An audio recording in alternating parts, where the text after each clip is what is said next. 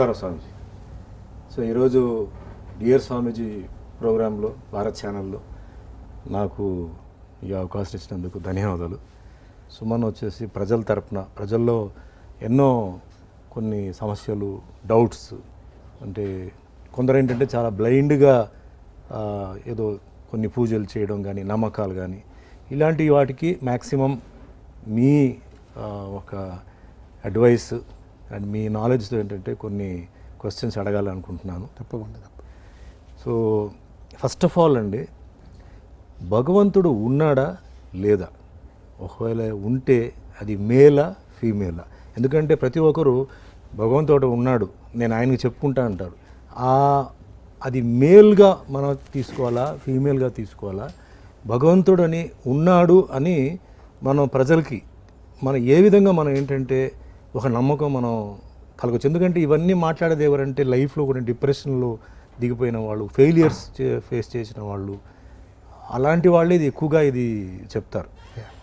కోటీశ్వరులకు ఏంటంటే సమస్యలు ఉంటాయి, బట్ వాళ్ళు ఇంత డీప్గా ఆలోచించరు.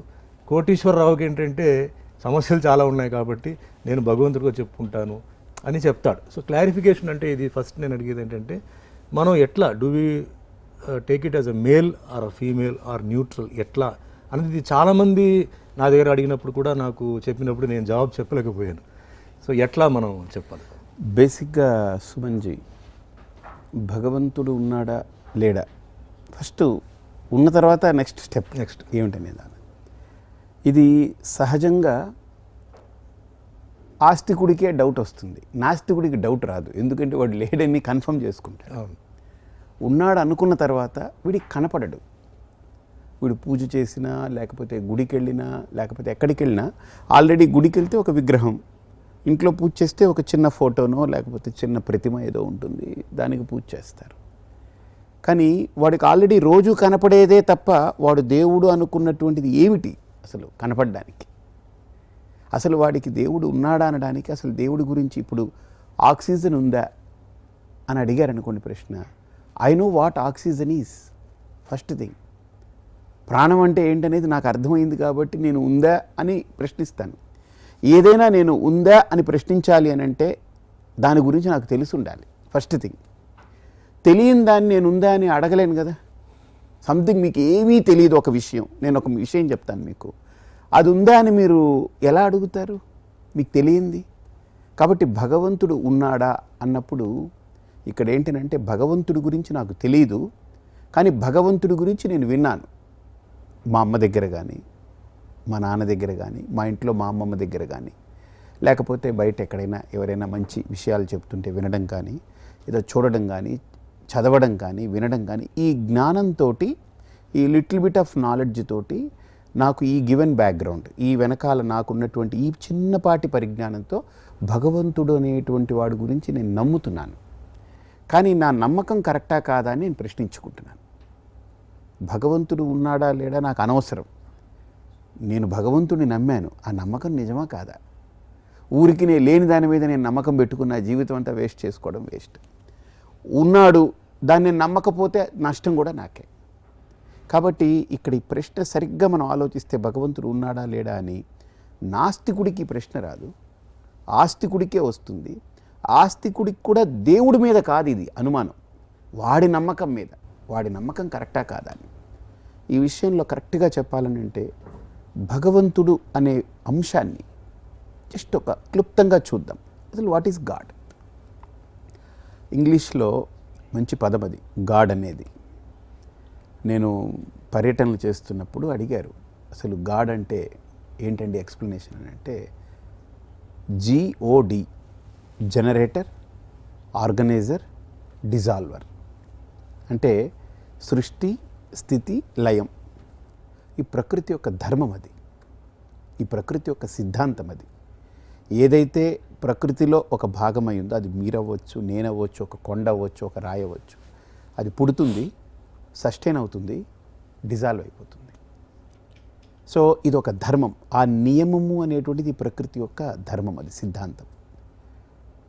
దాన్ని మనం ఆ కోణంలో చూస్తే, భగవంతుడు అనేది ఒక ధర్మం, భగవంతుడు అనేది ఒక తత్వం. అంతేగాని భగవంతుడు ఒక సుమన్ లాగా పర్సానిఫైడ్ పర్సన్ అని మనం అనుకునేదానికి అవకాశం తక్కువ. ఎందుకనంటే ఒక పర్సన్ అయితే మనకు కనపడాలి, లేదు కనిపించిన వాళ్ళు వచ్చి ఎస్ ఇదిగో ఇతనని చెప్పి నాకు చూపించగలగాలి. So you cannot expect a God to assume a form in front of you and stand. ఎందుకనంటే భగవంతుడు అనేది ఒక తత్వం, అది ఒక ప్రాతిపదిక, అది ఒక ధర్మం. అది అందుకని భగవత్ తత్వాన్ని మన ఋషులు ఉపాసన చేశారు. మన ఋషులు they have gone very deep in to that. ఇంకొకటి మీరు ఇందాక అంటూ అన్నారు, డిప్రెషన్లో ఉన్నవాళ్ళు, లేకపోతే డబ్బు లేని వాళ్ళు, లేకపోతే బాధల్లో ఉన్నవాళ్ళు, లేదా ఏదన్నా జబ్బు వచ్చి పడిపోయింది వాళ్ళకి నిస్సహాయ స్థితిలో ఉన్నవాళ్ళు, వీళ్ళందరూ భగవంతుడి మీద ఒక ట్రస్ట్ పెట్టుకుంటారు, ఉన్నారని అంటారు తప్ప జనరల్గా ఇవేవీ లేకపోతే పెద్ద భగవంతుడి గురించి ఎక్కువ మనం రిలేట్ అవ్వక్కర్లేదు అని అనుకుంటున్నారు. పొరపాటు. ఆనాడు ఋషులు they are very healthy and they are very wealthy. And వాళ్ళు సైకలాజికల్గా వాళ్ళకు ఉన్నటువంటి ఆ ఫీలింగ్స్ కానీ ఇవన్నీ చాలా అద్భుతమైనటువంటి స్థితిలో ఉన్నారు. వాళ్ళందరూ ఏదో కోల్పోయి భగవంతుడిని అన్వేషించలేదు, అన్నీ ఉండి విడిచిపెట్టి భగవంతుడిని అన్వేషించారు. ఎగ్జాంపుల్ మీరు బుద్ధుడు అంటున్నారు, ఈరోజు బుద్ధ అని అందరు అంటున్నారు. బుద్ధుడు ఎవరు? ఏమీ లేనోడా? డిప్రెషన్లో ఉన్నవాడా? కాదే, మహారాజా ఆయన, చక్రవర్తి బుద్ధుడు కదా, సిద్ధార్థుడు చక్రవర్తి. కానీ ఆ చక్రవర్తి కూడా ఇది సత్యం కాదనుకున్నాడు, అతను ఇంట్రావర్ట్ అయ్యాడు, బుద్ధుడయ్యాడు. సో ఎవరైనా గ్రేట్ సోల్స్ మీరు చూస్తే they are not from distress నుంచి వచ్చిన వాళ్ళు కూడా ఉండొచ్చు, but distress is not mere cause. కేవలం దుఃఖం ఒక్కటే భగవంతుడి అన్వేషణకు కారణం కాదు. దుఃఖము కూడా ఒక కారణం అవ్వచ్చు కొంతమందిలో, కానీ కొంతమందిలో భగవత్ తత్వాన్ని అన్వేషించాలనే సీరియస్నెస్ తోటి వాళ్ళు ఇంట్రావర్ట్ అయ్యి వాళ్ళు ఇన్నర్ జర్నీ మొదలుపెట్టారు. ఇన్ఫ్యాక్ట్ ఇప్పుడు నేను ఎప్పుడు నా స్పీచెస్లో చెప్తుంటాను, ప్రపంచాన్ని తెలుసుకోవాలంటే బయటకు ప్రయాణం చేయాలి, అంతే కదా. నేను సుమన్ దగ్గరికి వెళ్ళాలి అని అంటే నేను కార్ తీసుకోవాలి, నేను మీ ఇంటి అడ్రస్ తెలుసుకోవాలి, మీతో ఫోన్లో మాట్లాడి అపాయింట్మెంట్ తీసుకోవాలి, రావాలి. మీరు నా దగ్గరికి రావాలంటే కూడా అలాగనే, అంటే బికాస్ బయట నన్ను చూస్తున్నారు, నాతో మాట్లాడాలి కాబట్టి రావాలి. సుమన్తో పలకరించుకోవాలంటే, మిమ్మల్ని మీరు పలకరించాలంటే, మీతో మీరు ఉండడానికి బయటికి వెళ్ళాలా, లోపలికి వెళ్ళాలా? లోపలికి వెళ్ళాలి. ఇన్ఫ్యాక్ట్ మీకు మీరు తెలియాలి అని అంటే మీరు లోపల జర్నీ చేయాలి. సో లోపల జర్నీ చేయడం వల్ల నేనెవరో నాకు తెలియబడతాను. ఒక్కసారి నేను కళ్ళు మూసుకుని ఆలోచన చేస్తే నా మనస్సులో ఏ ఆలోచనలు వస్తున్నాయి, నా మనస్సులో వచ్చే ఆలోచనలు, దాని బ్యాక్గ్రౌండ్ ఏంటి, నేను ఇంతకాలం జీవితంలో ఒక 40 ఏళ్ళలో 50 ఏళ్ళలో 30 ఏళ్ళలో గడిపాను, నా ఇంత జీవితంలో నేను ఎక్కడెక్కడ ఎలా స్టెప్స్ తీసుకున్నాను, మా అమ్మతో నేను ఎలా ఉన్నాను, అన్నీ నా రిలేషన్స్ కానీ, నా కాంటాక్ట్స్ కానీ, నా యొక్క లోపల ఉన్నటువంటి ఆలోచనలు కానీ, భావాలు కానీ, ఇవన్నీ నాకు అర్థమవుతూ ఉంటాయి. అంటే నన్ను నేను తెలుసుకునేదానికి మన ఋషులు ఏం చేశారంటే, నన్ను నేను తెలుసుకునే మార్గంలో లోపలికి వస్తూ, ఓహో ఇవన్నీ నేను ఈ ప్రపంచంలో పోగు చేసుకున్నవే, అంతే కదా. మదర్తో రిలేషన్ ఈ ప్రపంచంలో నేను పోగు చేసుకుంది, లేకపోతే ఒక ఫ్రెండ్తో రిలేషన్ ఈ ఫ్రెండ్ అయిన తర్వాత నేను పోగు చేసుకున్నది. సో ప్రపంచమే మళ్ళీ లోపల కనపడుతూ ఉంది ఇంకో రకంగా. బయట ఎలాగ ప్రపంచం అనుకున్నామో లోపల కూడా ప్రపంచమే కనపడుతుంది. కాబట్టి వాళ్ళు ఏం చేశారనంటే లోపల జర్నీని కూడా ఇంకా దాటి అంతర్ముఖత అన్నారు దాన్ని. అంటే ఇంకాస్త లోపలికి వెళ్ళాలని. ఆ లోపల ప్రయాణానికి వెళ్ళేటప్పుడు ప్రపంచం తెగిపడిపోతుంది. ఆ ప్రపంచం తెగిపడిపోయినప్పుడు వాళ్లకు కలిగే అనుభూతి, వాళ్ళు పొందేటువంటి స్థితిని ఆధ్యాత్మికత అన్నారు. అంటే ఎక్కడైతే వాళ్ళు ఈ ప్రపంచాన్ని పడేసి తమ యొక్క శరీర స్థితిని కూడా దాటి, మానసిక స్థితిని దాటి, దాన్ని మనోధర్మ స్థితి అని అంటారు. మీరు ఒక ఎగ్జాంపుల్ చెప్పాలంటే, ఒక మంచి సంగీతం ఉంది, సంగీతాన్ని పాడుతున్న వ్యక్తి కానీ లేదా వింటున్న వ్యక్తి కానీ ఒక స్థాయిలో ఒక నోట్ దగ్గరికి వెళ్ళినప్పుడు, ఒక పాయింట్ దగ్గరికి వెళ్ళినప్పుడు ఆ పాడే వ్యక్తి అక్కడ అలా ఉండిపోతాడు, వినే వ్యక్తి అందులోకి లీనమైపోతారు. అంటే అది ఏంటనంటే దట్ ఈస్ కాల్డ్ మనోధర్మ స్థితి. అంటే మనోధర్మ స్థితిని దాటి అవతలికి వెళ్ళిపోయినప్పుడు ఆ వ్యక్తిలో అసలు ఈ ప్రపంచం కనపడదు, తాను కనపడడు, ఎవరు కనపడరు, అంతే అందులోకి వెళ్ళిపోతాడనమాట. సో అది ఏమిటి అని అంటే ఒక అనుభూతి. ఆ అనుభూతి కేవలం లోపల ఆ స్థితిని దాటిన వాళ్ళకి మాత్రమే కలుగుతుంది. కాబట్టి భగవంతుడు అనేది ఒక వ్యక్తిగా, ఒక రూపంగా మనకేదో ఈ కెమెరాని చూసినట్టు, ఒక టీవీని చూసినట్టు, ఒక మనిషిని చూసినట్టు కాకుండా భగవత్ తత్వం అనేటువంటి దాని గురించి అధ్యయనం చేసి దాని గురించి బాగా అంతర్ముఖత చెంది లోపలికి ప్రయాణం చేయగలగడం అనేది సిద్ధాంతం. అది కాకపోతే మనకు ఇంత ప్రయాణము ఇవంతా కూడా ప్రాథమిక స్థితిలో ఎవరికి అర్థం కాదు. కాబట్టి మన ఋషులు ఏంటంటే దాంతో కనెక్ట్ అవ్వడానికి ఆ విశ్వాసం అనేటువంటి ఒక ప్రాతిపదిక ఏర్పాటు చేసి, ఒక విగ్రహారాధన ఏర్పాటు చేసి, ఈ రూపం అని చెప్పి, దానికి కళ్యాణ గుణమని విశిష్టమైనటువంటి గుణాలు చెప్పి మనలందరినీ దాన్ని కనెక్ట్ చేశారు. ఇది భారతీయ సంస్కృతిలో ఒక విధానం. ఇది ఇక రెండవది ఏంటంటే భగవంతుడు మగ ఆడ అన్నారు. తత్వము అన్న తర్వాత, సత్యము అన్న తర్వాత, ధర్మము అన్న తర్వాత దానికి లింగభేదం ఉండదు. సో వృక్ష ధర్మము అంటే అది స్త్రీయా పురుషుడా అని అడగలేదు. ప్రకృతి ధర్మము అని అంటే అది స్త్రీయా పురుషుడా అని అనలేదు. మానవ ధర్మము అని అంటే దాంట్లో స్త్రీయా పురుషుడా అని చెప్పలేదు. కాబట్టి ధర్మము, తత్వము అనే దగ్గర లింగభేదం ఉండదు. వెన్ యు పర్సానిఫై, ఎప్పుడైతే దానికి ఒక వ్యక్తీకరణ చేశామో అప్పుడు స్త్రీ పురుషులు అని అంటాం మనం. కాబట్టి ఈ రకంగా భగవద్ విషయంలో ఖచ్చితంగా గురువు దగ్గర సాధకుడు అంతర్ముఖత చెందినటువంటి వ్యక్తికి 100కి 100 పాళ్ళు సత్యదర్శనం జరుగుతుంది.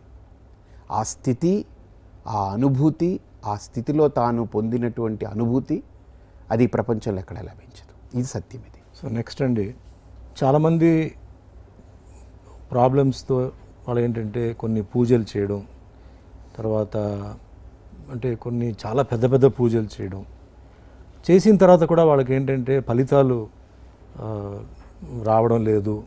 సో నన్ను భగవంతుడు కరుణించడం లేదు, లేకపోతే నా చేసిన పూజల్ని స్వీకరించట్లేదు అని చెప్పేసి చాలామంది తర్వాత కొంచెం నమ్మకం కొంచెం వీక్ అయిపోతుంది, ఇది అవుతున్నారండి. అంటే కంపారిజన్ ఎలా వస్తుందంటే, నేను ఏ తప్పు చేయలేదు, బట్ అవతల వాడు ఇది చేసినా కూడా అతను బాగున్నాడు, ఎంజాయ్ చేస్తున్నాడు, నేను ఇంత సిన్సియర్గా ఉన్నాను, నేను ఇంత పూజలు చేస్తున్నాను, నిష్టగా ఉన్నాను, మరి నాకెందుకు ఈ కష్టాలు, నేను ఎవరిని నేను మోసం చేయలేదు, నాకెందుకు ఇది జరగాలి, నేను ఎక్కడ తప్పు చేశాను, ఆడు కళ్ళ ముందు తప్పు చేస్తున్నాడు, బట్ వాడు అంటే హీ ఆర్ షీ వాళ్ళు ఎంజాయ్ చేస్తున్నారు, నేను అడిగేది ఇంతే కదా, నాకెందుకు ఇలా జరుగుతుందని చెప్పేసి కొన్ని ఒక ఇది ఉందన్నమాట అండి.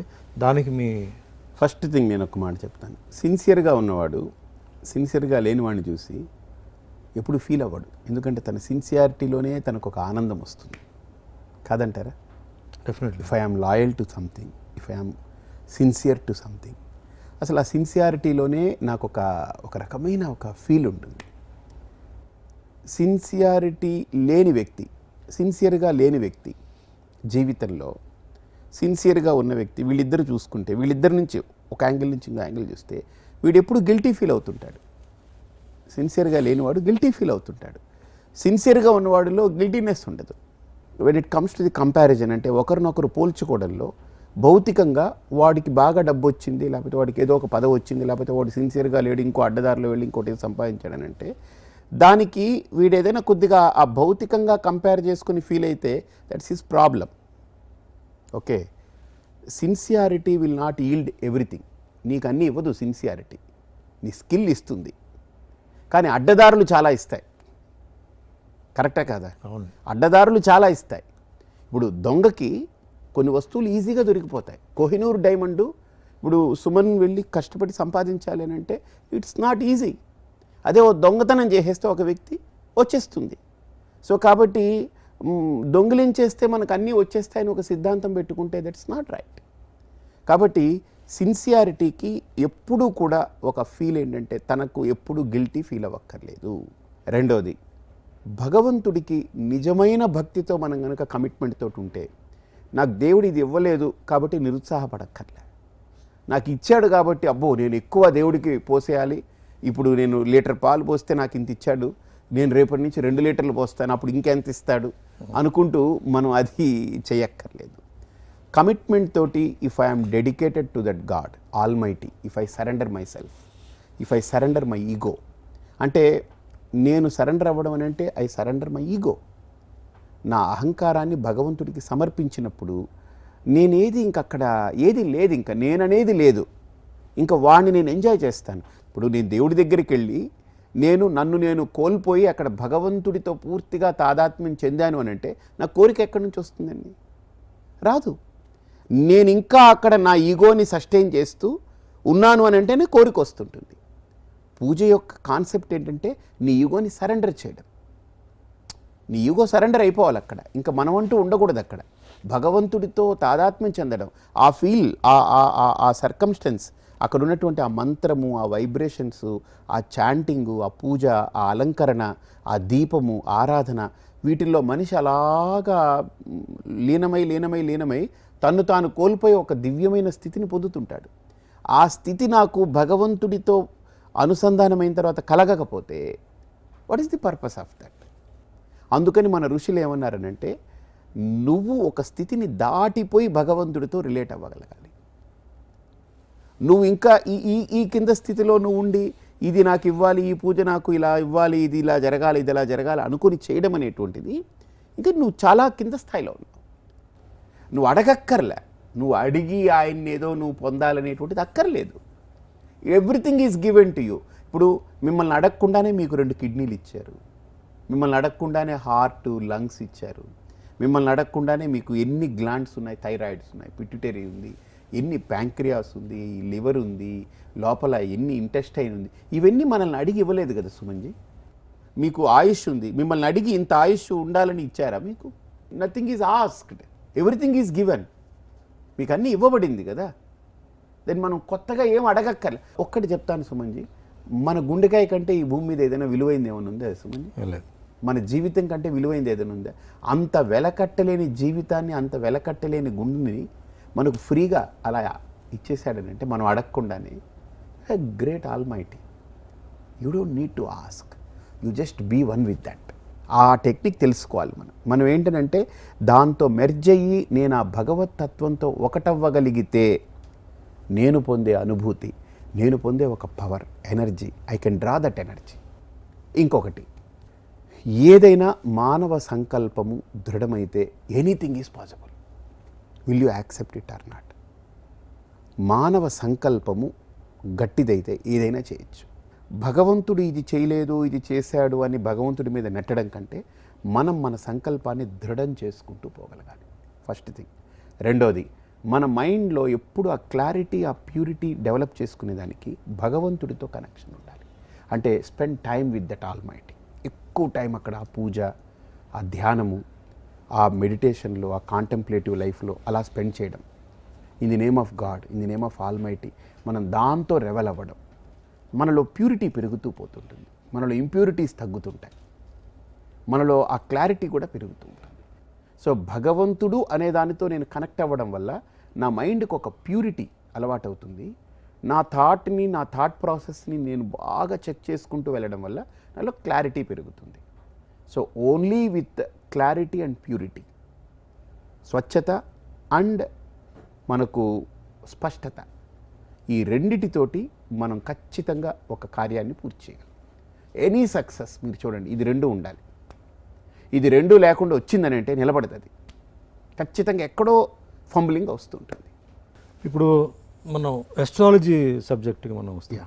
సో ఎస్ట్రాలజీ అనేది ఈరోజు హిందూస్లో, ముస్లిమ్స్, క్రిస్టియన్స్ అందరూ వాళ్ళు పాటిస్తున్నారు, చాలామంది చూస్తారు.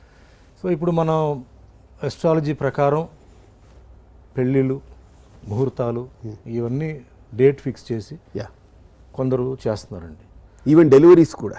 అవును, ఇప్పుడు ఇంకా డెలివరీస్ కూడా ఆ టైం బట్టి అవసరమైతే ముందే బిడ్డని తీయడం కానీ అలా ఉందనుకోండి. ముఖ్యంగా పెళ్ళిళ్ళు అండ్ ఇప్పుడు మా సినిమా ముహూర్తాలు, ఆ సమ్ షాప్ ఓపెనింగ్ కానీ ఏదైనా ఒక మంచి ఎనీథింగ్ మనం టైం ఫిక్స్ చేసి చేస్తున్నామండి. ఎంత మంచి టైం ఫిక్స్ చేసి ఓపెన్ చేసినా లేకపోతే పెళ్లి చేసినా ఎందుకు కొన్ని ఫెయిలియర్ అవుతున్నాయి, ఎందుకు కొన్ని సక్సెస్ అవుతున్నాయండి? ఇక్కడ ఫెయిల్యూర్కి చాలా కారణాలు ఉంటాయి. మీరు బాగా గమనిస్తే కొన్ని సందర్భాల్లో మన ముహూర్త నిర్ణయాలు చేస్తారు, ఏదో వాళ్ళ ఇగ్నరెన్స్ అయినా ఉండొచ్చు.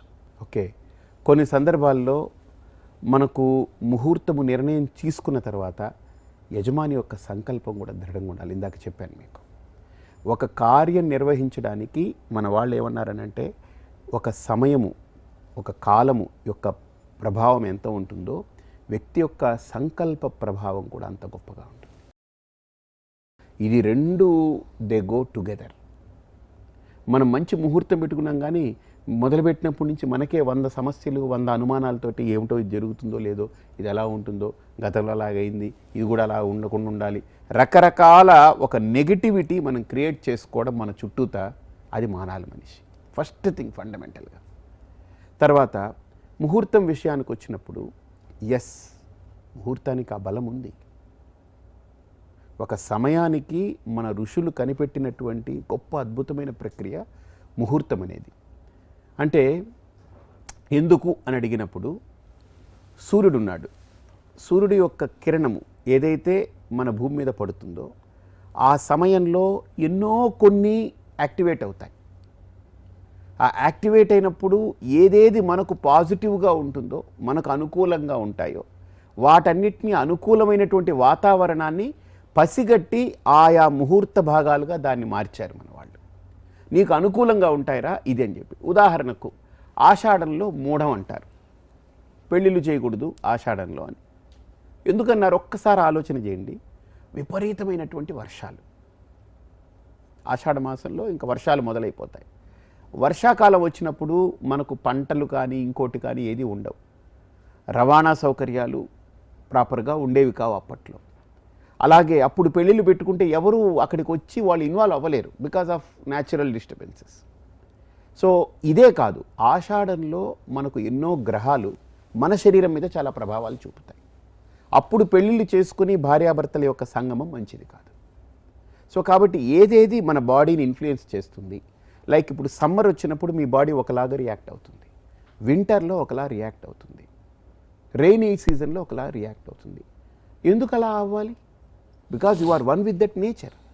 కాబట్టి ఆ ప్రకృతి ధర్మాన్ని మన వాళ్ళు కనిపెట్టి ఏ ముహూర్త భాగం మన శరీరాన్ని ఇన్ఫ్లుయెన్స్ చేస్తుంది, ఏది అనుకూలంగా ఉంటుంది ఈ శరీర ధర్మానికి, ఏది వ్యతిరేకంగా ఉంటుంది, ఏది ప్రతికూలంగా ఉంటుంది, ఇవన్నిటిని పసిగట్టి మన వాళ్ళు మన పండుగలు కానీ, మన శుభకార్యాలు కానీ, పెళ్ళిళ్ళు కానీ, మన ఇంట్లో ఏదైనా సరే ప్రతిదీ ముహూర్త భాగంగా నిర్ణయించి ఇది మంచి కాలము, ఇది మంచి కాలం కాదని మన వాళ్ళు పెట్టారు. అది రెండోది, మనకు ఏది అవునన్నా కాదన్నా మన భూమి, సూర్యుడు, ఇన్ని గ్రహాల యొక్క గతుల మీదనే ఆధారపడి నడుస్తూ ఉన్నాయి. ఇది నేను చెప్పక్కర్లేదు, రోజు సైన్సే ఓపెన్గా మాట్లాడుతుంది. ఈ 9 గ్రహాలు ఒకదానికొకటి పరస్పర ఆకర్షణ కలిగి తిరుగుతూ వ్యవహరిస్తున్నప్పుడు ఒకదాని ఇన్ఫ్లుయెన్స్ ఇంకో దాని మీద, ఒకదాని గుణాలు ఒకదాని దోషాలు ఇంకొకటి ఇచ్చిపుచ్చుకోవడంలో మన భూమి మీద మిగతా ప్లానెటరీ పొజిషన్స్ యొక్క పూర్తి ఇన్ఫ్లుయెన్స్ మన దాని మీద పడుతుంది. ఎందుకంటే అత్యధికంగా విలక్షణమైనటువంటి 84 లక్షల జీవరాశులు ఉండేది భూమి మీదనే. జీవరాశి మీద ఈ ఇన్ఫ్లుయెన్స్ పడుతుంది. కాబట్టి వీటిని ఎలా మనం అడ్డుకోవాలి, దీంట్లో ఉన్న వాటిల్లో మంచి ముహూర్తం ఎలా తీయాలి, వీళ్ళకి అనుకూలమైనటువంటిది ఏంటి, ప్రతికూలమైనది ఏంటి కనిపెట్టి ఆ ముహూర్త భాగాలు నిర్ణయించారు. మనం ఆ ముహూర్తాలను ఖచ్చితంగా పాటించాలి. పాటిస్తూ రెండోది ఏంటంటే మన మనోబలాన్ని చాలా దృఢంగా ఉంచుకోవాలి. చాలా వరకు ఈ ముహూర్తాలు ఇవన్నిట్లో ఇలా జరగట్లేదు అలా ఇలా అనడానికి కారణం ఏంటంటే మెయిన్ మానసిక దౌర్బల్యం కూడా దానికి కారణం. మానసికమైన వీక్నెస్, అంటే ఇది అవుతుందా కాదా, సంశయాలు, నెగిటివ్ థాట్స్, అది వైబ్రేషన్స్ చాలా డేంజరస్. అది ముహూర్తం ఎంత గొప్పదైనా నీ మనస్సులో కలిగేటువంటి సంకల్ప ప్రభావం అలా ప్రభావం చూపిస్తుంది. అది కాబట్టి ముహూర్తము ఎంత ముఖ్యమో మానసికంగా ఆలోచన, ఒక అనుకూల దృక్పథము, అనుకూల వాతావరణాన్ని తయారు చేయడం కూడా మానసిక బలానికి చాలా కారణమవుతుంది. ఇది రెండూ చాలా ప్రధానం. కేవలం ముహూర్తం మీదనే తోసేయద్దు, మన మానసిక బలం కూడా చాలా ప్రధానం. ఇప్పుడు ప్రపంచంలో మనం చూసామంటే అండి, మీరు ఇందాక చెప్పారు formation of a human being, అంటే ఆర్గన్స్ అన్నీ భగవంతుడు మనకి ఇచ్చాడని చెప్తున్నాం. కొందరికి అది లేదండి, అంటే ఒక handicapped, blind, deaf, dumb, or కాళ్ళు లేని, చేయలేని వాళ్ళు, ఆర్ పుట్టుకతోనే సింగిల్ కిడ్నీతో రావడం కానీ, లేదా బ్రెయిన్ సమ్ డిఫార్మిటీ ఇది. సో ఎట్లా క్లాసిఫై చేస్తాం ఆ గ్రూప్ని? ఇప్పుడు మన పర్ఫెక్ట్గా ఉన్న వాళ్ళని హౌ డు వి క్లాసిఫై? వాళ్ళకి ఎందుకు అది జరిగింది, పుట్టుకతోనే ఎందుకు జరిగింది, వీళ్ళకేమో ఎందుకు జరగలేదు? సో ఎవడైతే ఆ కేటగిరీలో ఉన్నాడో బ్లైండ్ వాడికి తెలియదు ప్రపంచం ఏంటనేది. సో మనం చెప్తే కానీ వాడికి అర్థం కాదండి. correct. బట్ కళ్ళు ఉన్నవాడు మిగతా విషయాలు లేనివాడు వాడు యువతల సైడ్లో అన్నీ ఉన్నవాళ్ళని చూసేటప్పుడు వాడికి ఒక బాధ కలుగుతుంది. నేను ఎందుకు ఇలా పుట్టాను, నేనేం చేశాను, నాకెందుకు ఇలా జరిగింది అని. సో అలాంటి వాళ్ళకి మీ అడ్వైస్ ఏంటి? డెఫినెట్లీ. ఇప్పుడు మనం వాళ్ళని హ్యాండిక్యాప్డ్ అంటాము, ఆ పదాలతో పిలుస్తారు. కొంతమంది అంటారు అండర్ ప్రివిలేజ్డ్ అంటారు, లెస్ ఫార్చునేట్ అంటారు. అవును. కానీ మా గురువు గారు ఒక అద్భుతమైన పేరు పెట్టారు, ఫిజికలీ ఛాలెంజ్డ్ అని. దట్ ఈస్ వన్ మోర్ ఇదండి. అండ్ మానసికంగా ఇబ్బందిగా ఉంటే మెంటలీ ఛాలెంజ్డ్ అని అంటారు. అవును. అంటే ఫిజికలీ ఛాలెంజ్డ్ అని ఎందుకు పెట్టారంటే, మనకు కళ్ళు ఉంది, మనం హ్యాండిల్ చేస్తాం, కానీ కళ్ళు లేకుండా వాడు హ్యాండిల్ చేయాలంటే వాడికి ఒక ఛాలెంజ్ అది, అంతే కదా. మా గురువు గారు ఏమంటారనంటే, దీనికి ప్రతి ఇన్సిడెంట్ వెనక ఏది జరుగుతున్నా దాని వెనక కాజ్ ఇఫెక్ట్ రిలేషన్ అనేటువంటిది సైన్స్ ఒప్పుకుంటుంది. Without cause there is no effect. Product అనేది ఉండదు. మట్టి లేకుండా కుండ తయారవ్వదు. ఓకే, మీ వెనక కారణం లేకుండా మీరు పుట్టరు. సో అలాగనే నాలో ఒక వైఫల్యం కానీ, నాలో ఒక సాఫల్యం కానీ, ఏది నాకు కనపడాలన్నా, ఒక సాఫల్యం అంటే ఒక సక్సెస్, ఆర్ వైఫల్యం ఒక లోటు, ఒక లేమి, ఒక లాస్, ఒక లేనితనం, ఈ రెండిటికి ఏదో ఒక కాజ్ ఉంది వెనకాల. కాజ్ లేకుండా లేదు. సైంటిఫికల్గా తీసుకుంటే, ఇప్పుడు ఆప్థల్మాలజీ తీసుకుని కళ్ళు లేకుండా పుట్టాడు, వీడు కళ్ళుతో పుట్టాడు అని అంటే సైన్స్ ఏముంటుందంటే, వీడిలో ఈ డెఫిషియన్సీ ఉంది అందుకని అలా పుట్టాడు. మనం ఎందుకు క్వశ్చన్ చేస్తున్నామనంటే, అదే కడుపులో గుర్తుపెట్టుకోండి, అన్న తమ్ముడు పుట్టాడు, తమ్ముడు బ్లైండ్ అయ్యాడు. మరి ఇద్దరిది క్రోమోజోమ్స్ అన్నీ ఒకటే అయినప్పుడు తల్లిదండ్రిది, ఒకడు మాత్రం బ్లైండ్, ఒకడు బ్లైండ్ లేకుండా ఎలా పుట్టాడు అక్కడ? ఒకడు కళ్ళతో ఎలా పుట్టాడు? మరి ఆ డెఫిషియన్సీ ఒకటికే ఎందుకు వచ్చిందని అంటే, ఆ టైంలో వీళ్ళిద్దరి యొక్క క్రోమోజోమ్స్లో ఏదో డెఫిషియన్సీ ఉంది, అది వచ్చిందని. మరి ఆ టైం వీడికి ఎందుకు రాలేదు, వాడికే ఎందుకు వచ్చింది? కొన్ని క్వశ్చన్స్ వేస్తూ పోతుంటే సైన్స్ కూడా అట్ గివెన్ పాయింట్, ఒక పర్టికులర్ పాయింట్లో అది చెప్తుంది, there is something else beyond all our equations, our situations, what we see. మనం చూసే సందర్భాలు, పరిసరాలు, సన్నివేశాలు, మనం వేసుకునే లెక్కలు, బేరీజ్ వేసుకునే అంశాలు, మన క్యాలిక్యులేషన్స్, మన రీజనింగ్స్ అన్నిటికంటే వెనక ఏదో ఒకటి ఉంది, అది నడుపుతూ ఉంది దీన్ని. అది ఏమిటి అని అంటే కర్మ అని మన వాళ్ళు అంటారు. గహన కర్మణో గతి అని. అంటే ఒక కర్మ అనేది లేకుండా ఈరోజు ఒక ఇఫెక్ట్ని మనం చూపించలేం. ఏదైనా ఇప్పుడు నేను కొడితే నాకు నొప్పి వస్తుంది, ఈ నొప్పి అనేది నేను కొట్టడం వల్ల వచ్చింది. నాకు కొట్టకుండా నొప్పి రావాలి అని అంటే ఇట్ వోంట్ కమ్ కదా. అలాగా ప్రతి దానికి వెనక ఒక కర్మ ఉంటుంది. ఇప్పుడు సపోజ్ గట్టిగా ఒకరిని గట్టిగా పట్టి కొట్టామనుకోండి, అచ్చు ఉంటుంది ఇక్కడ, అంటే రిజల్ట్ ఉంది, వాడికి నొప్పి ఉంటుంది, లోపల కూడా బాగా పెయిన్ ఉంటుంది, వీడు ఫీల్ అవుతుంటాడు. పక్కవాడు వచ్చి అయ్యో నీకు నొప్పి అని అంటాడు. మీరేమంటారు? కొట్టాడండి వాడు అన్నారు. కొట్టిన దాన్ని చూపించలేరు, కానీ అచ్చులు మాత్రం చూపిస్తారు. ఇప్పుడు సైన్స్ ఏమంటుందని అంటే, చెయ్యితోటి కొట్టాడు అని అనేస్తుంది, కానీ మన శాస్త్రం అంటే కొట్టకుండా ఇది రాదుగా, కాబట్టి కొట్టి ఉండాలిగా, కర్మ ఉందిగా. కాబట్టి ప్రతి దాని వెనక ఒక కర్మ ఉంటుంది. ప్రతిదీ ఏది జరగనివ్వండి, దాని వెనక ఒక కర్మ ఉంటుంది. ఆ కర్మ అనేది ఒక ధర్మం. అది ఇట్స్ నాట్ కర్మ అని అంటే ఏదో జస్ట్ ఒక యాక్టివిటీ కాదు, ఇట్స్ ఎ ధర్మం. పక్కాగా అది ఆ ధర్మాన్ని అనుసరించి, ఈరోజు నాకు ఒకటి ఇలాగా ఒక మైనస్ అయ్యింది అని అంటే, మిగతా వాడిలాగా నేను లేకపోయాను అని అంటే, ఇట్స్ ఎ కర్మ, ఇట్స్ ఎ ధర్మం దట్ లీడ్స్ మీ. పక్కా, లేకపోతే యూ కెనాట్ అకౌంట్ ఇట్. మనం ఎలా అకౌంట్ చేస్తాం? మనం ఈ క్వశ్చన్కి ఆన్సర్ ఎక్కడి నుంచి దొరుకుతుంది? అందుకనే మన సిద్ధాంతం ఉంటుంది, దెర్ ఈజ్ ఎ కర్మ for anything that happens, that's happening.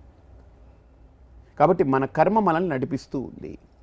అందుకనే కదా జ్యోతిష్య శాస్త్రంలో పక్కాగా దశ, అంతర్దశ, విదశ, సూక్ష్మదశ వీటిని పరిశీలన చేస్తే, ఒక వ్యక్తి జాతకంలో ఈ సమయంలో నుంచి ఈ సమయంలో నీకు ఒక అద్భుతమైన ఘట్టము, ఈ సమయంలో నుంచి ఈ సమయంలో నీకు కొంత పతనాన్ని చూపిస్తుంది, ఈ సమయం నుంచి ఈ సమయం వరకు నీకు కొన్ని ఇబ్బందులు కనిపిస్తున్నాయి, మళ్ళీ ఈ సమయం నుంచి ఈ సమయం మళ్ళీ నీకు again you will bounce back, నీకు బాగుపడుతుంది, నీకు అన్నీ కలుస్తాయి.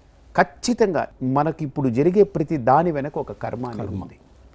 దాన్ని మనం అంగీకరించక తప్పదు. లేదనంటే అసలు క్వశ్చన్కి ఆన్సర్ దొరకదు, ఇంకా మనకి ఎక్కడ వెతకినా దొరకదు మనకు. అందుకనే మనకు కర్మ అనేటువంటిది ఉంది కాబట్టి దాని ఎఫెక్ట్ అనేది, దాని యొక్క రిజల్ట్ అనేది మనం చూస్తూ ఉంటాం. That's how we have to amount it. So ఇప్పుడు కర్మ గురించి మాట్లాడేవండి, ఇందాక మీరు ధర్మ గురించి మాట్లాడేదండి. సో వాట్ ఎగ్జాక్ట్లీ అంటే కొందరు ఏమంటారంటే 10 మందికి మేము సాయం చేస్తే 9 మందికి విశ్వాసం లేకపోయినా ఒకడికి ఉంటుంది, అది మనం కాపాడుతుంది అంటారండి. ఈ ధర్మ సిద్ధాంతంలో వాట్ ఈస్ ది ఎగ్జాక్ట్ ధర్మ అండి? అంటే ఎగ్జాక్ట్గా ధర్మ అంటే ఏమిటి? మెటీరియలిస్టిక్ ధర్మానా లేకపోతే అన్మెటీరియలిస్టిక్ ధర్మనా? నిజంగా ధర్మ చేయడం వల్ల మనకి పుణ్యం ఉంటుందా? అంటే మనకు కాకపోయినా రేపు మన భవిష్యత్తులో మన పిల్లలకి అది ఉపయోగపడుతుందా అన్నది ఒక క్లారిఫికేషన్. 2 రకాలు ఉన్నాయి ఇక్కడ. దానం, ధర్మం అని 2 రకాలు ఉంటాయి. ధర్మము అని అంటే అర్థం ఏంటనంటే నేను ఆచరించేది, నేనేం ఆచరించాలి. ఇప్పుడు మామిడి చెట్టు ఉంది, మనకు బాగా గమనిస్తే మామిడి చెట్టు యొక్క ధర్మం ఏమిటి?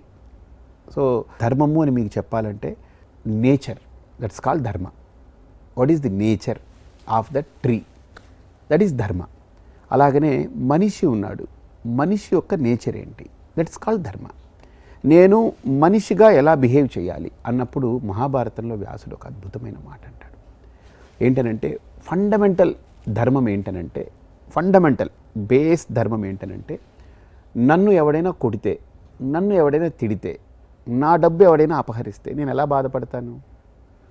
అలాగే నేను ఎవరిని కొట్టినా వాడు బాధపడతాడు, నేను వాడిని తిడితే బాధపడతాడు, వాడి డబ్బు అపహరిస్తే వాడు బాధపడతాడు. కాబట్టి నాకు బాధ కలిగించేది ఏది నేను ఇతరులకి చెయ్యకూడదు. దట్ ఈస్ అ ఫండమెంటల్ ధర్మ. ఇది ఫస్ట్ థింగ్ ధర్మం విషయంలో. మీరు అడిగారు కదా వాట్ ఈస్ ధర్మ అనేది. ఇది మనిషి కనుక ముందు బ్రతికితే సుమన్జీ ఈరోజు సొసైటీలో 90% ప్రాబ్లం సాల్వ్ అయిపోతుంది. రెండోది, కుటుంబంతో ఉన్నప్పుడు నా బాధ్యత ఏంటి, నా ధర్మం, నా కర్తవ్యం ఏంటి. సో కుటుంబంలో నేను భార్య, పిల్లలు లేకపోతే భర్త, ఇవన్నిటిని how to relate with them, how to create a kind of harmony with in them and bring them అని. ఇక మూడోది, నా ధర్మం, ఆత్మధర్మం ఏంటి అంటే నేను ఎందుకు పుట్టాను, అసలు నేను ఒకప్పుడు నేను ప్రాణం విడిచిపెట్టేస్తున్నాను, ఏం కాకుండా చచ్చిపోతున్నాను, శరీరాన్ని తీసుకెళ్ళి వీళ్ళు క్రిమేట్ చేసేస్తారు. అసలు నా జర్నీ ఏంటి, అసలు ఎక్కడి నుంచి బిగిన్ అయింది, ఎక్కడ ఎండ్ అవుతుంది, అసలు ఎందుకు బిగిన్ అయింది, ఎందుకు ఎండ్ అయింది, అసలు ఎండ్ అయిన తర్వాత సోల్ ఇంకా ఫర్దర్ జర్నీ ఉందా, కంటిన్యూటీ ఉందా, ఉంటే అసలు what is that soul, what is the essence of that, అసలు ఈ లైఫ్ ఏంటి, ఇక్కడ నేను బ్రతికే లైఫ్ ఏంటి, అండ్ లైఫ్ ఆఫ్టర్ డెత్ ఏదన్నా ఉందా, ఉంటే అది ఎక్కడ ఏంటి అనే ఈ అంశాల మీద ఆలోచించుకోవడాన్ని ఆత్మావలోకనం అంటారు, దాన్ని ఆత్మధర్మం అంటారు. ఇది ప్రతి వ్యక్తి జీవితంలో చేయాల్సిన ప్రధానమైంది. ఒక్కసారి ఆ థాట్ కనుక లోపల జోల్టింగ్ అయితే మనిషి భూమి మీద 90% సెట్ అయిపోతాడు.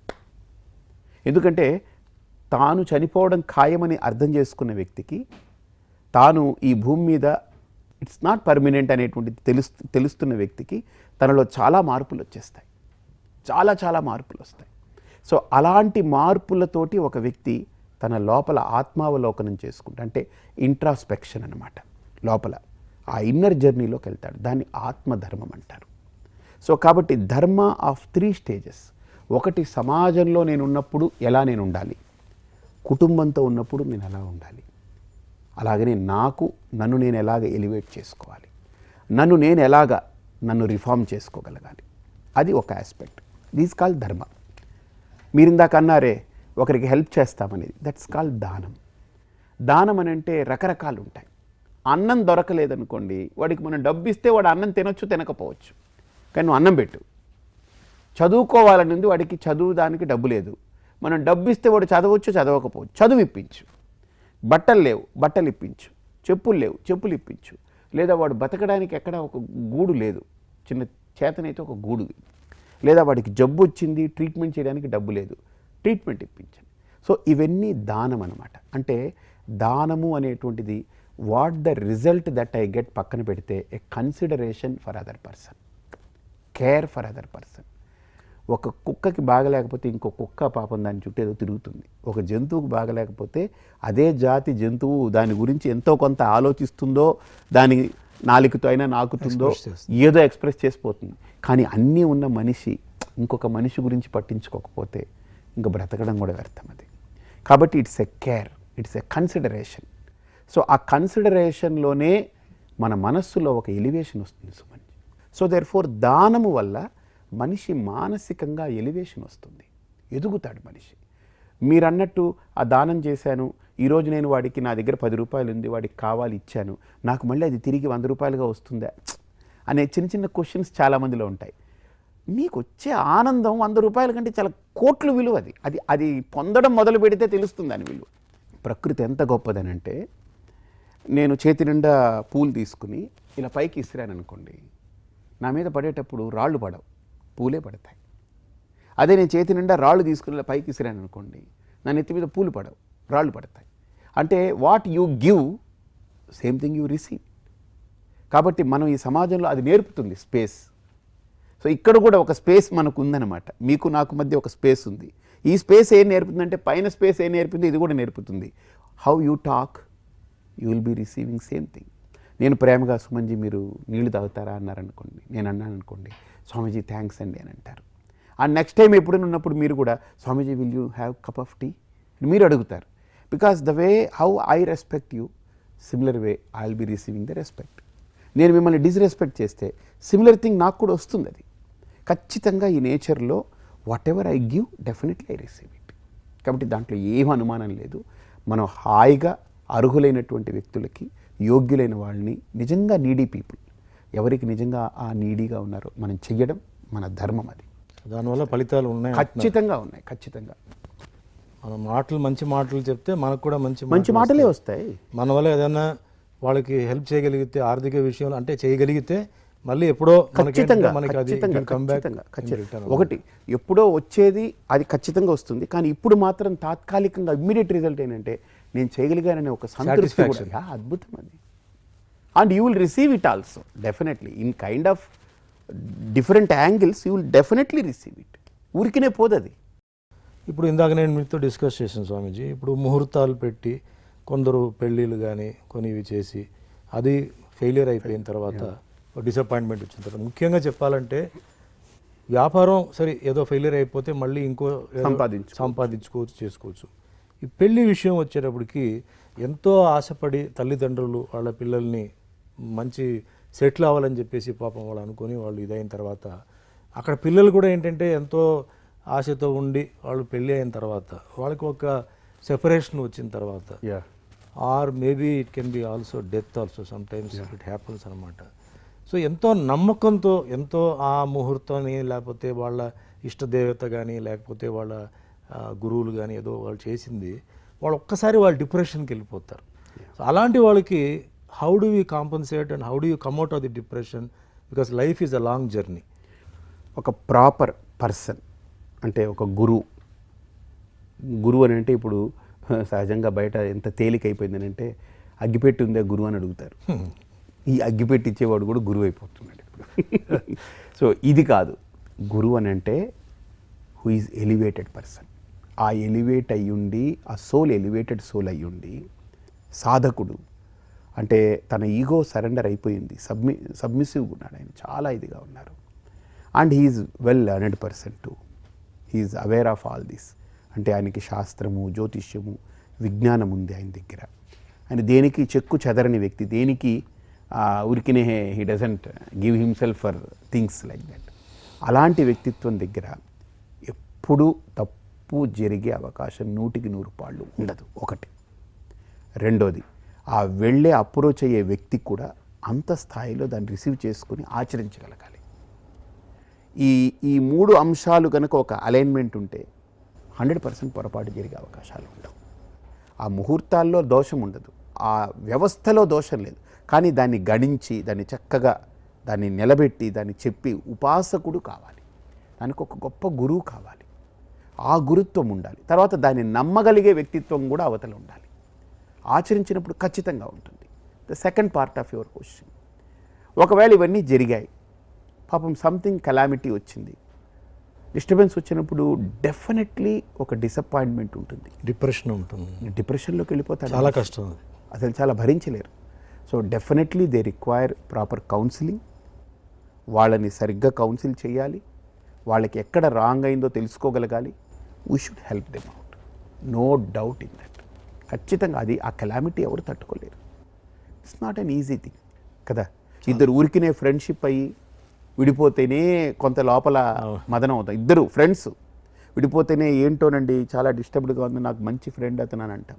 అలాంటిది ఒక లైఫ్ పార్ట్నర్ పెళ్లి చేసుకుని భార్య భర్త అని ఇద్దరు కలిసి ఒకటయ్యి ఒక జీవితాన్ని పొంది ఇద్దరు విడిపోవడము, లేకపోతే ఒకరు చచ్చిపోవడము, లేకపోతే ఇంకొకరు దూరం అయిపోవడము జరిగితే that soul cannot resist that, burst అవుతుంది. We need to console them, we need to talk to them, we need to counsel them, we need to వాళ్ళకి చెయ్యాలి, ఇవన్నీ చేయగలగాలి. అది చేయకపోతే అది we cannot handle them properly. So అంటే అలాంటి వాళ్ళకి మనం ఆధ్యాత్మిక మెసేజ్ ద్వారా మనం వాళ్ళని ఎట్లా వాళ్ళకి ఒక నమ్మకం, మళ్ళీ సెల్ఫ్ కాన్ఫిడెన్స్, అంటే డెఫినెట్లీ ఆ ట్రాక్లో వెళ్ళకుండా, అంటే ఈ ట్రాక్ తీసుకురావడం చాలా కష్టం. ఎందుకంటే ఈ ట్రాక్ని వాళ్ళు నమ్మి వచ్చారు, ఇక్కడ ఒక మిస్షాప్ జరిగింది. So they are going to a different track. So వాళ్ళని రెస్క్యూ చేయాలి, కాపాడాలి. అంటే XYZ ఎవరైనా సరే ఇన్ వాట్ వే, అంటే ఫస్ట్ ఆఫ్ ఆల్ వేరే వాళ్ళు చెప్పడం కన్నా, అంటే ప్రతి ఒక్కరి లైఫ్లో there is a fall for everybody అండి, ఎక్కడో ఒక స్టేజ్లో ఉంటుందండి. సో ఆ ఫాల్ పెద్దది ఉండొచ్చు, చిన్నది ఉండొచ్చు. సో అదేవిధంగా ఎవరైతే పడుతున్నారో they may be young, middle are old. So old అయితే తట్టుకోవడం కష్టం, చాలా కష్టం. మిడిల్ అయితే కొంచెం మెచ్యూరిటీ వస్తుందండి. యంగ్ అయినప్పుడు మెచ్యూరిటీ లేదు. So they connected to various different scientifical things or వేరే, అంటే వాళ్ళే సొంతంగా ఏదో ఒకటి తయారు చేసి వాళ్ళ క్వశ్చన్కి వాళ్ళే ఒక ఆన్సర్ వేసి ఇది అది అని చెప్పి చేస్తారండి. అట్లాంటి వాళ్ళు ఏంటంటే, అంటే అలాంటి ఒక తప్పుడు దారి పోకుండా వాళ్ళని మళ్ళీ మనం ఏంటంటే ఒక మంచి ట్రాక్కి how to drag them back and see that they are in the. మీకు పూర్వం రోజుల్లో ఒక వ్యవస్థ ఉండేది, కుల గురువు అని ఉండేది.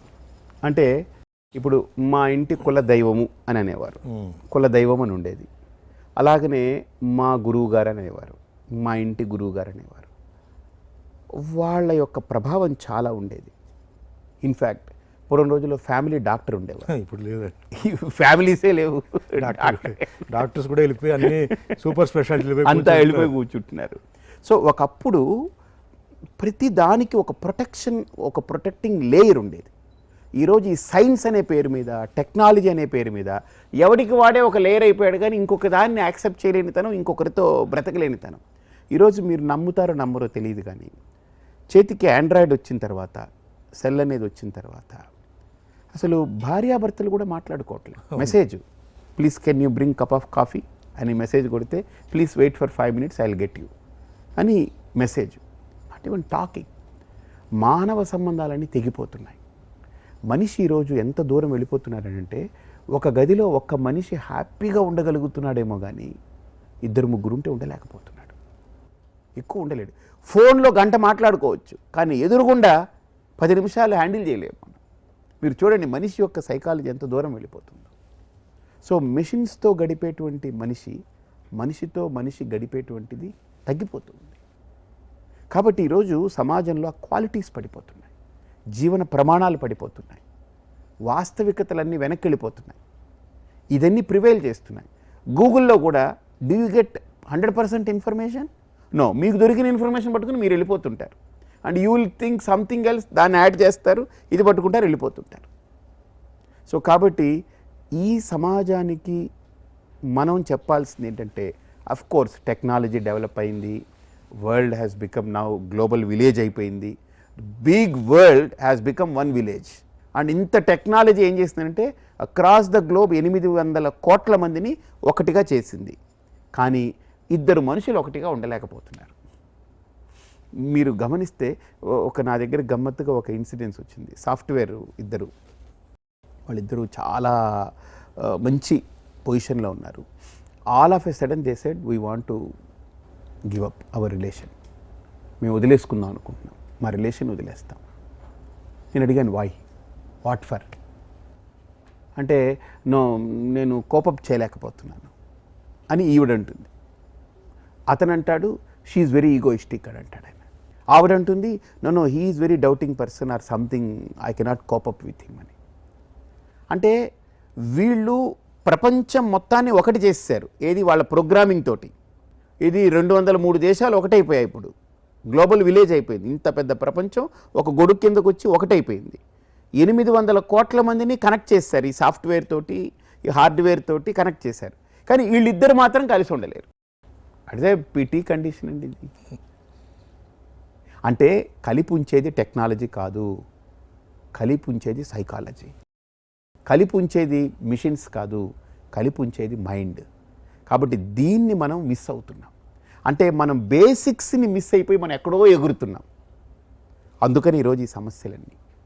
కాబట్టి మళ్ళీ మనం మూలాలకి రావాలి, మళ్ళీ మనం మన గతానికి రావాలి. 2 సింపుల్ క్వశ్చన్స్ అండి, which is very difficult for other people.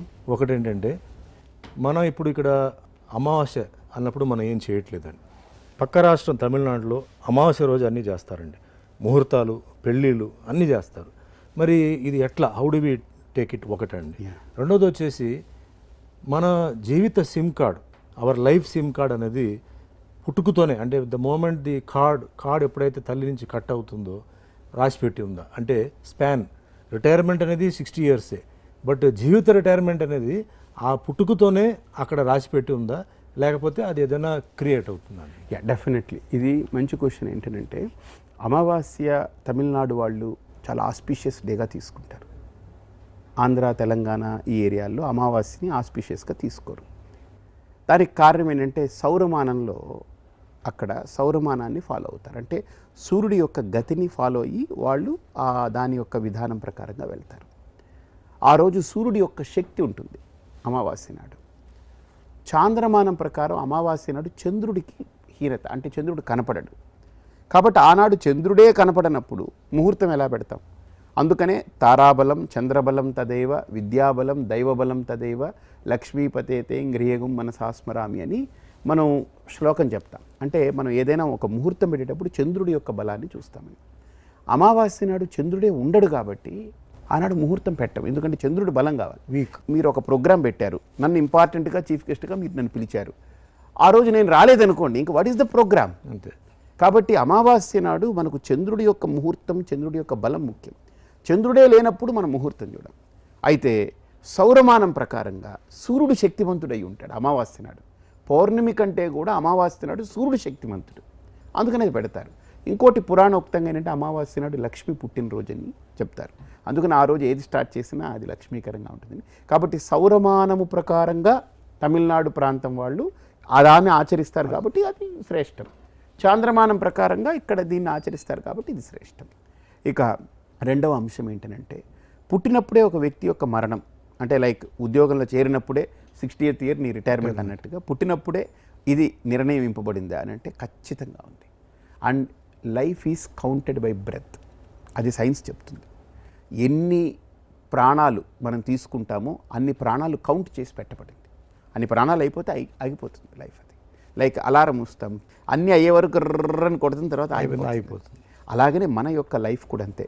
అంటే హార్ట్కి ఒక స్పాన్ ఉంటుంది, it will work according to that span, అంతే.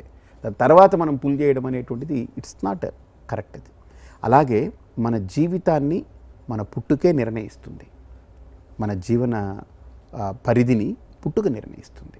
కాబట్టి ఖచ్చితంగా మనం తల్లి గర్భాన్ని చీల్చుకొని బయటికి రావడమే పుట్టుక అని అనుకోవద్దు. అంతకుముందు ఎప్పుడో పుట్టేశాం మనం, బట్ అక్కడ ఎంబిలికస్ కార్డ్ అనేది కట్ చేస్తారు. సో నాకు తల్లికి ఇంకా సంబంధం లేదు, ఇంకా నా జీవితం నా స్వతంత్రంగా నేను బ్రతుకుతాను, నా గాలి నేను పీల్చుకుంటాను, నా నడక నాదే, నా జీవితం నాదే అని బయటికి రావడం కోసమే ఆ కార్డు కట్ చేస్తుంది. బట్ ఆల్రెడీ జీవి పుట్టే ఉంది, అది గతి నడుస్తూ ఉంటుంటుంది. కాబట్టి గమనము అనేటువంటిది పుట్టేటప్పుడే దాని యొక్క గమనం కూడా నిర్ధారణ జరిగింది. Yeah, simple. చాలా సంతోషం అండి, చాలా ధన్యవాదాలు. ఎందుకంటే ఎంతోమంది బయట ఇది మేము కలుస్తున్నప్పుడంతా మేము డిస్కస్ చేస్తున్న క్వశ్చన్స్, సో వాటికి మీరు చాలా టైం ఇచ్చి చాలా స్పష్టంగా మీరు చెప్పారు. సో ఈ ఇంటర్వ్యూతో చాలామంది డౌట్స్ క్లియర్ అయి ఉంటుంది అనుకుంటున్నాను. నాకు ఈ అవకాశం ఇచ్చినందుకు మరోసారి ధన్యవాదాలు. నమస్తే.